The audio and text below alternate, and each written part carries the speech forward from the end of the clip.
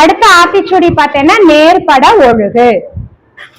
ஒரு பள்ளி மாணவன் போயிட்டு இருக்கான். அப்ப போயிட்டு இருக்கும் போது கீழே பணம் கிடக்குது. கீழே பணம் கிடக்குது ரோட்ல. அதை எடுத்து கொண்டு போய் யார்கிட்ட குடுக்கறான்? அவங்க டீச்சர் கிட்ட குடுக்கறான்.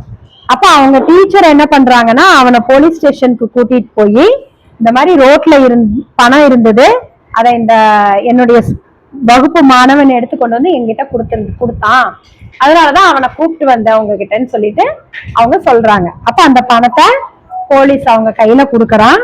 போலீஸ் என்ன பண்றாங்க, அந்த பணம் யாரோடதுன்னு சொல்லிட்டு கண்டுபிடிச்சு அவங்க கையில சேர்த்துறாங்க. இது ஒரு உண்மையா நடந்த நிகழ்ச்சி ஒண்ணு இருக்கு. ஈரோடு மாவட்டம் கேள்விப்பட்டிருக்கீங்களா? அதுல சேமூர் அப்படின்னு ஒரு ஊர் இருக்கு. அந்த ஊரை சேர்ந்தவன் தான் முகமது யாசின்ங்கிற ஒரு பையன். அவன் அரசு பள்ளியில, நம்மள மாதிரி அரசு பள்ளியில படிக்கிறான். நம்ம ஸ்கூல் மாதிரி இருக்கும் இல்லையா, அங்கேயும் அங்க படிக்கிறான். ஒரு நாள் இவன் ஸ்கூலுக்கு போயிட்டு இருக்கும் போது சாலையோரத்துல ஒரு 50,000 ரூபாய் இருக்கிறத பார்த்தான். அதை பார்த்ததும் அந்த பணத்தை அவங்க டீச்சர்கிட்ட கொண்டு போய் கொடுத்து அந்த டீச்சருடைய உதவியோட காவல் நிலையத்துல கொண்டு போய் அந்த பணத்தை ஒப்படைக்கிறான். அப்ப அந்த காவல்துறையினர் அவனுக்கு நன்றி தெரிவிக்கிறாங்க. இந்த பையன் சின்ன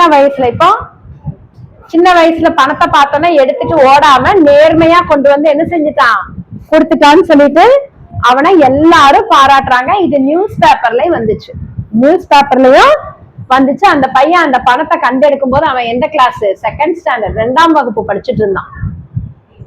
2ஆம் வகுப்பு படிக்கிற பையன் அப்ப எவ்வளவு நேர்மையா நடந்திருக்கான் பாத்தியா?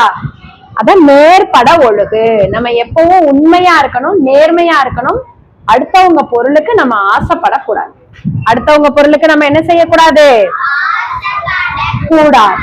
சரியா? நம்ம திருடணும், அடுத்தவங்க பொருளை எடுத்தோம் அப்படின்னா நமக்கு பின்னாடி அதே பழக்கம் தான் வரும்.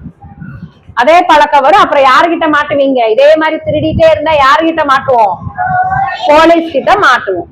அதனால உண்மையா இருக்கணும், நேர்மையா இருக்கணும். நீ எப்பவுமே நேர்மையா இருந்தேன்னு வச்சுக்கோயேன், உனக்கு ஒரு நல்ல மதிப்பு இருக்கும். நீ பின்னாடி உன்னுடைய வாழ்க்கையில உனக்கு எல்லாமே நல்ல விஷயங்கள் நடக்கும். சரியா? அப்ப நம்ம எப்பவுமே எப்படி இருக்கணும்? உண்மையா இருக்கணும், உண்மையை பேசணும், நேர்மையா இருக்கணும். எப்பவுமே அடுத்தவங்க பொருளுக்கோ அடுத்தவங்க பணத்துக்கோ கீழே கடந்த பொருளுக்கோ நம்ம என்ன செய்யக்கூடாது? ஆசைப்பட்டு அந்த பொருளை எடுக்க கூடாது. நேர்மையா இருக்கணும், உண்மையா இருக்கணும். அதுதான் என்னது? நேர்பட ஒழுகு. அதுதான் என்னது? நேர்பட ஒழுகு. ஓகேவா?